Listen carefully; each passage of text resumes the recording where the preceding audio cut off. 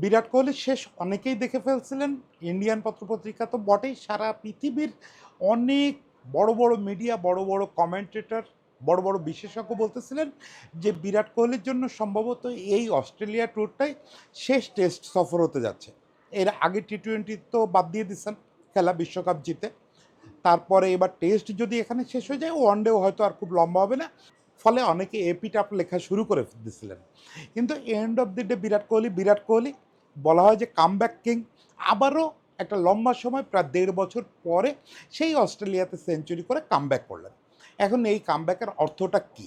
এর আগে 3 বছর সেঞ্চুরিহীন থেকে কামব্যাক করছেন এই অস্ট্রেলিয়াতেই সেঞ্চুরি করে। এখন কথা হচ্ছে যে আগের বারের কামব্যাক আর এবারের কামব্যাক কি ঠিক একই মিনিং করে? আসলেই কি কোহলির শেষ দিকে আমরা চলে আসছি, নাকি এই সেঞ্চুরি প্রুভ করে কোহলি আরও লম্বা সময় যেতে পারবেন? এই ব্যাপারটা ছোট্ট করে একটু আলোচনা করি। দেখেন, খেলাধুলায় একটা কথা আছে যে চ্যাম্পিয়নদের ব্যাপারে কখনো শেষ কথা বলতে হয় না।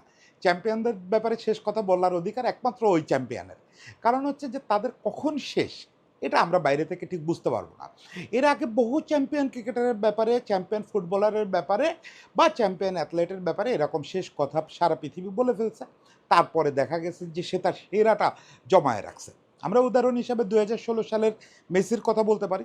মেসি যখন অবসর নিলেন, কার্যত আমরা সবাই, আমি নিজে ইত্তেফাকে ফার্স্ট পেজে একটা এপিটাফ লিখছিলাম, সারা পৃথিবী এপিটাফ লিখছে। এবং মোটামুটি সবাই শিওর ছিল যে ওই ধ্বংসস্তূপ থেকে ফিরে এসে মেসির পক্ষে ইন্টারন্যাশনাল ফুটবলে আর কিছু করা সম্ভব হবে না। সেখান থেকে ফিরে এসে কী কী করছেন আপনারা জানেন, রিপিট না করি। সচিন টেন্ডুলকার একই রকম দৃশ্য। ইন্ডিয়ার পত্রপত্রিকাতেই, ইন্ডিয়ান একটা পত্রিকায় হেডলাইন হয়েছিল এন্ডুলকার, মানে টেন্ডুলকার শেষ হয়ে গেছেন। তারপরেও প্রবল পরাক্রমে 6-7 বছর ক্রিকেট খেলছেন তিনি। ফলে চ্যাম্পিয়নদের ব্যাপারে আসলেই শেষ কথা বলে কিছু নাই। আমরা বিরাট কোহলির ব্যাপারে বলতে পারি না যে এই তার শেষের শুরু। কিন্তু আমরা যদি একটু মানে হই, রিয়েলিস্টিক হই, তাহলে আমরা বুঝতে পারবো পারতে এই যে সেঞ্চুরিটা বিরাট কোহলি করলেন, এইটা আসলে তিনি যে আরও অনেক দিন টিকবেন সেই ইঙ্গিত খুব একটা দেয় না। সেটা কেন দেয় না সেটা একটু বলি। অনেকেই এখানে আলোচনায় আনতেছেন যে এর আগে বিরাট কোহলি তো 3.5 বছর সেঞ্চুরি পায় নাই। 3.5 বছর পরে সেই অস্ট্রেলিয়াতে সম্ভবত এই পারতেই বোধহয় 186 রানের একটা ইনিংস খেলে সেঞ্চুরি খরাপ কাটাইছিলেন। ফলে বিরাট কোহলির সেঞ্চুরি ব্রেক বড় সময়ের জন্য যায়। তার ক্যারিয়ারে কয়েকবার গেছে। আমার যতদূর মনে পড়ে 4-5 বার বিরাট কোহলি এরকম বেশ লম্বা লম্বা সময় সেঞ্চুরি থেকে দূরে থাকছেন। সচিন টেন্ডুলকারের মতো ফ্লুয়েন্ট যদি সেঞ্চুরিয়ান হতেন, তাহলে নিশ্চিত রেকর্ডটা এতদিনে হাতে চলে আসত। কোহলি যখন চাইছেন এক সিজনে 11টা সেঞ্চুরিও করছেন, আবার যখন সেঞ্চুরি পান নাই লম্বা লম্বা ব্রেক আসছে। ফলে ঠিক সেঞ্চুরি পাইলেন কি পাইলেন না এটা দিয়ে কোহলিরে জাজ করা খুব কঠিন।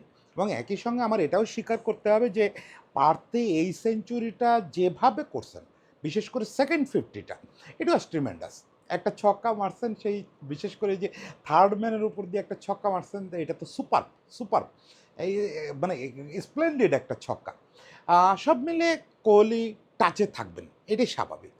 কিন্তু আমি যেটা বলবো সেটা হচ্ছে যে এর আগের ব্রেকগুলোর সঙ্গে, সেঞ্চুরি ব্রেকগুলোর সঙ্গে এবারের এই মাত্র 1.5 বছরের ব্রেক, একটা লোক এর আগে 3.5 বছর ব্রেক নিছে সেঞ্চুরি আরেকটা করতে, সেখানে 1.5 বছরের ব্রেক তো দুশ্চিন্তার ব্যাপার হওয়ার কথা না। কিন্তু এই ব্রেকের ক্যারেক্টারে একটা পার্থক্য আছে, বিরাট পার্থক্য আছে। যখন 2023 পর্যন্ত অলমোস্ট 3.5 বছর বিরাট কোহলি সেঞ্চুরি পেলেন না, তখন কিন্তু কখনো মনে হয় না যে কোহলি রান পাচ্ছেন না। মনে হওয়ার না হওয়াটা তো মানে এটা এমন না যে আমরা একটা অদৃশ্য কিছু দেখে মনে করতেছি। কোহলি রান পাচ্ছিলেন। শুধু ওই 3.5 বছরের স্ট্যাটিস্টিক্স যদি আপনি দেখেন, আমি এক্সাক্ট ফিগার মনে করতে পারি না, 40-এর বেশ উপরে, 45-এর কাছাকাছি অ্যাভারেজে ওই 3.5 বছরে রান করছেন। মানে কোহলি মোটেও ব্যাট প্যাচে ছিলেন না। বাই চান্স সেঞ্চুরিটা পাচ্ছিলেন না, একেবারে বাই চান্স। 90-তে গিয়ে আউট হচ্ছিলেন, বারবার 50 ক্রস করতেছিলেন, গাদা গাদা 50 হচ্ছে ওই সময়, সেঞ্চুরি পাচ্ছিলেন না। ফলে ওটা প্রুভ করে না যে 3.5 বছর কোহলি ব্যাট প্যাচে ছিলেন। ওটা সিরাপ লাক ফেভার করে না ওই 3.5 বছর, ফলে সেঞ্চুরি আসে নাই। কিন্তু এই যে 1.5 বছর, এই 1.5 বছরে কোহলির ব্যাটিং যদি আপনি দেখেন, এই 1.5 বছরে কোহলি একদমই কোহলি ছিলেন না, কোনো ফর্ম্যাটেই না। টি-20তে যেটা হচ্ছে, টি-20তে কোহলি চিরকাল এক ধরনের ব্যাটিং করেন। ইন্ডিয়ার এবং সারা পৃথিবীর টি-20 স্টাইল বদলে গেছে। ফলে টি-20 ব্যাপারটা আমি মাথায় নিচ্ছি না। যদিও টি-20 ওয়ার্ল্ড কাপের ফাইনালে খুব কার্যকর একটা ইনিংস খেলছিলেন, কিন্তু ওই ইনিংসের দিন এখন নাই, ফলে টি-20 ব্যাপারটা বাদ। কিন্তু ওয়ান ডে আর টেস্টেও যদি আপনি দেখেন, কোহলির যে চেহারায় আমরা দেখে অভ্যস্ত, যে ডমিনেট করতে অভ্যস্ত এবং যে রকম রেগুলার রান করা দেখতে অভ্যস্ত, সেটা কিন্তু এই 1.5 বছরে আমরা দেখি নাই। মানে এই সময় সমস্যাটা শুধু এই না যে কোহলি সেঞ্চুরি পাচ্ছেন না, সমস্যাটা এই যে কোহলি তার সেরা ফর্মেই নাই। একটা অ্যাথলেট যখন 40-এর খুব কাছাকাছি চলে আসে এবং সেই সময় যদি তার ফর্মটা হারায় যায়, তখন এটা খুব স্বাভাবিক যে আমরা তার শেষ দেখে ফেলবো। সারা পৃথিবী এটা করবে এবং ওই অ্যাথলেটও আসলে তার শেষটা দেখে ফেলে। এই ব্যাট প্যাচটা কোন সময়ে যাচ্ছে, এমনিতে তো ব্যাট প্যাচ যে কোনো সময় আসতে পারে একটা খেলোয়াড়ের জীবনে, ফুটবলারের জীবনে আসতে পারে, যে কোনো অ্যাথলেটের জীবনে ব্যাট প্যাচ আসতে পারে এবং এটা খুব স্বাভাবিক যে ব্যাট প্যাচ আসবে। দু একটা বিরল ব্যাটসম্যান, ধরেন sir Don Bradman, Sachin Tendulkar, to some extent, এরকম দু একজন আছে যাদের জীবনে ব্যাট প্যাচ খুব একটা আসে নাই। এছাড়া রাহুল দ্রাবিড় থেকে শুরু করে সব ব্যাটসম্যানের জীবনে ব্যাট প্যাচ আসছে। সেই ব্যাট প্যাচটা যদি শেষ দিকে এসে আসে, দেখেন 40-এর কাছাকাছি আসা মানে আপনার শরীর আসলে তখন আর খুব বেশি পারমিট করবে না। এই সময়টা আপনার ফুরায় যাওয়ার সময়। এই সময়টা কারো কারো ক্ষেত্রে যেটা হয়, কুমার সাঙ্গাকারা বা এরকম কারো কারো ক্ষেত্রে যেটা হয় যে এই সময়েও তারা রান পেতে থাকে, ফর্মে থাকে, ফলে তারা ক্যারিয়ারটা আরও লম্বা করতে পারে। কিন্তু কোহলি আসলে এই সময়ে সেই রকম মানে কনভিন্স করার মতো করে রান করতে পারেন নাই। দেখেন পার্থে সে একটা সেঞ্চুরি পাইছে, এটা দিয়ে আপনি যদি ভাবেন যে কোহলি তার সেরা ফর্ম ফিরে পাইছে, তাহলে আমি বুঝবো যে হয় আপনি কোহলিরে খুব ভালো ফলো করেন না, নতুবা ক্রিকেট প্যাটার্নটা বোঝেন না। কোহলি হচ্ছে এমন একজন ব্যাটসম্যান যে আপনি যদি যথেষ্ট বাউন্সওয়ালা উইকেট এবং খুব গতিশীল উইকেটে আপনি তাকে খেলতে দেন, আমার ধারণা কোহলি 60 বছর বয়সেও আপনি যদি তারে পার্থে নামায় দেন, সে মোটামুটি 35-40 রানের একটা ইনিংস খেলে ফেলবে। সেটা পৃথিবীর ওই সময়ের সেরা বোলারদের এগেনস্টও ফেলবে, এ ব্যাপারে কোনো সন্দেহ নাই। কিছু ব্যাটসম্যানের এই ব্যাপারটা থাকে। আমি আপনার একটা সিম্পল চ্যালেঞ্জ দিই। আপনি সচিন টেন্ডুলকাররে এখন ইন্টারন্যাশনাল ক্রিকেট খেলতে দেন। খেলতে দিয়ে তারা ২ বছর খেলার সুযোগ দেন। এই ২ বছরে সে কোন ইনিংসে কত রান করলো, কেমনভাবে করলো, একদমই আপনি আলোচনা করার সুযোগ পাবেন না। এই ২ বছরে সচিন যদি কমপক্ষে ২টো সেঞ্চুরি না করে, ২ ফরম্যাট মিলায়, ওয়ানডে এবং টেস্ট মিলায়, তাহলে একদম কান কেটে ফেলবে। এইটা হচ্ছে গ্রেট ব্যাটসম্যানের ব্যাপার। যে বয়স যাই হোক, আমারে একবার সম্ভবত সুব্রদা বা কোনো একজন ক্রিকেট বিশেষজ্ঞ এই কথাটা বলতেছিল যে, "দেখ যারা সলিড ব্যাটসম্যান, যারা খুব ডমিনেটিং ব্যাটসম্যান এবং টেকনিক্যালি কোনো খুঁত নাই, তারা হচ্ছে যতদিন পর্যন্ত বেঁচে থাকবে, ততদিন পর্যন্ত কিছু রান করতে পারবে। ফলে এরা কখনোই পুরোপুরি ফুরায় যায় না।" যেটা বীরেন্দ্র সেহবাগ, ম্যাথিউ হেডেন বা ক্রিস গেলের ক্ষেত্রে হবে যে একটা হঠাৎ করে কোপ মারার মতো করে এদের ক্যারিয়ার শেষ হয়ে যাবে। মানে এরা পরদিন থেকে রানই করতে পারবে না, কোনোভাবে পারবে না। কারণ এরা হ্যান্ড আই কোঅর্ডিনেশনে খেলে, এরা ওরকম সলিড না। ফলে বয়স হয়ে গেলে চোখে যখন কম দেখতে শুরু করবে, পা হাত ঠিক মতো চলবে না, তখন এরা আর কিচ্ছু পারবে না। শূন্য রান করতেও কষ্ট হবে, মনে হবে যে এরা মাইনাসে আছে। কিন্তু যারা সলিড ব্যাটসম্যান, তাদের ক্ষেত্রে হচ্ছে যে ডন ব্র্যাডম্যান একবার মজা করে বলছিলেন যে ৭০ বছর বয়সে বলছিলেন যে এখনও ব্যাটিং করতে নামলে আমার অ্যাভারেজ ৭০ থাকবে। এই মজাটা কিন্তু মজা না। সত্যি যদি ওনার হেডে উইকেটে যাওয়ার মতো শক্তি থাকে এবং সত্যি সত্যি যদি ওই ব্যাটটা চালায় বলটারে বাইরে বের করে দিতে যে অল্প একটু পাওয়ার লাগে ওইটুকু থাকে, ওই লোক তখনও 50 করতে পারবে। এই হচ্ছে ডন ব্র্যাডম্যান, এই হচ্ছে সচিন টেন্ডুলকার, এই হচ্ছে বিরাট কোহলি। যে পছন্দের উইকেট, বিরাট কোহলি চিরকাল পছন্দের উইকেট হচ্ছে পেস এবং বাউন্সে ভরপুর।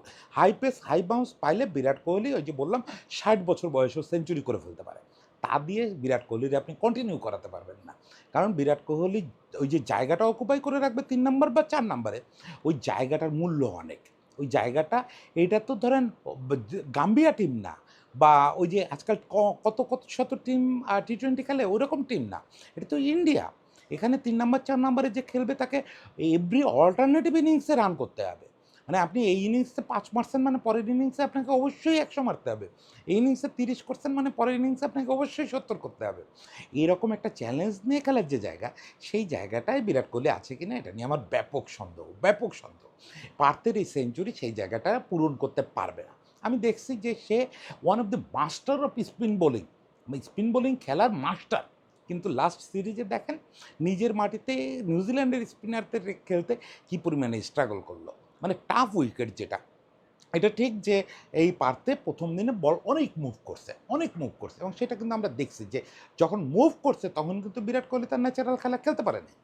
এসে থার্ড ডেতে যখন কিনা বলের মুভমেন্ট থেমে গেছে, বল একটু সফট হয়ে গেছে, তখন বিরাট কোহলি কী পাইছে? সুন্দর বাউন্স পাইছে, সুন্দর পেস পাইছে, যেটা সে চায়। এই অবস্থায় সে রান করতে পারবে। এইটা তো গ্রেটদের ব্যাপারই। ওই যেটা আগেই বললাম। বিরাট কোহলি সর্বকালের সেরাদের একজন। ফলে সে ৭০ বছর বয়সেও রান করতে পারবে। কিন্তু সেটা দিয়ে সে ফুরায় নাই, এই কথা আর বলার সুযোগ নাই। এখন হতে পারে যে বিরাট কোহলি এখান থেকে আবার একটা ছোট কামব্যাক করলো। আরও ১-২ বছর সুন্দর খেললো। কিন্তু সেটা আমি আপনাকে লিখে দিতে পারি, দলিল হাতে নেন, লিখে দিতে পারি, আমি আপনাকে চ্যালেঞ্জ দিতে পারি। আগের বিরাট কোহলি কোনো দিনই আর ফিরবে না। সেই যে ডমিন্যান্স, সেই যে অ্যাগ্রেশন, ব্যাটিংয়ে অ্যাগ্রেশন মানে ফিল্ডিংয়ে ভাবভঙ্গির অ্যাগ্রেশন, ব্যাটিংয়ে অ্যাগ্রেশন এটা আর কোনো দিন ফিরবে না। এবং সেই যে বছরে ১১টা-১২টা সেঞ্চুরি করা এটাও আর ফিরবে না। হ্যাঁ, হতে পারে যে মিডিওকর একটা ব্যাটিং করে, এখন বিরাটের মিডিওকর ফার বেটার দ্যান অনেক আদার ব্যাটসম্যান। ইন্ডিয়ার টপ ব্যাটসম্যানদের চেয়ে বিরাটের মিডিওকর ব্যাটিং অনেক বেশি। ফলে আপনি যদি তাদের ন্যাশনাল পার্সপেক্টিভ বিবেচনা করেন, সিলেক্টরদের জায়গায় ভাবেন, তাহলে হতে পারে যে বিরাট কোহলি যদি মোটামুটি রেগুলার রান করে তাহলে আরও ২ বছর এভাবে খেলে যাবে, আরও ৩ বছর এভাবে খেলে যাবে। সেটাতে ইন্ডিয়া আপত্তি করবে না, কারণ ওই যে কথা, half fit Virat Kohli is better than full fit any other. এটা সবার ক্ষেত্রে সত্যি, মেসির ক্ষেত্রেও সত্যি। Half fit Messi better than full fit all other. এই ইকুয়েশনে পড়ে বিরাট কোহলি আরও ২-১ বছর খেলতে পারে। কিন্তু তার মানে এই না যে বিরাট কোহলি ফিরে আসছে। এটা ভাবার কোনো কারণ নেই। এবং আমার একটা সন্দেহ, একেবারে ব্যক্তিগত একটা সন্দেহ, যে পার্থে ইনিংস খেলার পরও নেক্সট টেস্টগুলোতে আসলে পরীক্ষা হবে। গ্যাবাতে কি টেস্ট আছে এবার? আমি কোয়াইট শিওর না। গ্যাবাতে বিরাট কোহলির একটা বিরাট পরীক্ষা হবে। কারণ গ্যাবাতে এই রকম উইকেট পাবে না ঠিক। ওখানে মুভমেন্ট একদম ৫ দিন ধরেই খুব মুভমেন্ট থাকবে। তারপরে বাকি যে ভেন্যুগুলোতে খেলা হবে ওইসব জায়গায় বোঝা যাবে যে বিরাট কোহলি আসলে ওই যে বললাম মিডিওকর হিসেবে আরও ২-৩ বছর টিকবে কিনা। আমার কেন জানি সন্দেহ এই সেঞ্চুরির পরেও বিরাট কোহলি খুব বেশি সাস্টেইন করতেছে না। তাতে আমাকে বিরাট কোহলি বিদ্বেষী ভাবার কোনো কারণ নাই। আমি ভয়ানক বিরাট কোহলি ভক্ত। কিন্তু রিয়েলিটি বুঝতে হবে, সব সুদিনের একটা শেষ আছে। সব সুদিনের একটা শেষ আছে। আমাদের টেন্ডুলকার একসময় ফুরায়ে গেছেন, আমাদের ওয়াসিম আকরাম একসময় ফুরায়ে গেছেন, সার্ডন ব্র্যাডম্যান ফুরায়ে গেছেন, বিরাট কোহলিও ফুরায়ে যাবে। এটাই স্বাভাবিক। এইটাই নিয়তি। একসময় সবাইকে ফুরায়ে যেতে হয়। তো আপাতত এইসব কথা না বলে আপাতত শুধু বিরাট কোহলিকে একটা স্যালুট দেই। কারণ এই যে অবস্থা, এই টেস্টে প্রথম ইনিংসে মাত্র ৫ রানে আউট, একটা বাজে ক্যাচ ড্রপ করে বহুত ট্রলের শিকার হওয়া এবং বিরাট কোহলিকে নিয়ে বহু প্রশ্ন। ইন্ডিয়ান মিডিয়া তো কাউরে সহজে ছাড়ে না। ইন্ডিয়ান মিডিয়া হচ্ছে সেই জিনিস যে টেন্ডুলকারকে এন্ডুলকার লিখে ফেলতে পারে। ওরা ভয়ও পায় না, কলিজাও কাঁপে না। চোখের সামনে ধোনিরে কী সব বীভৎস কোয়েশ্চেন করতে দেখছি।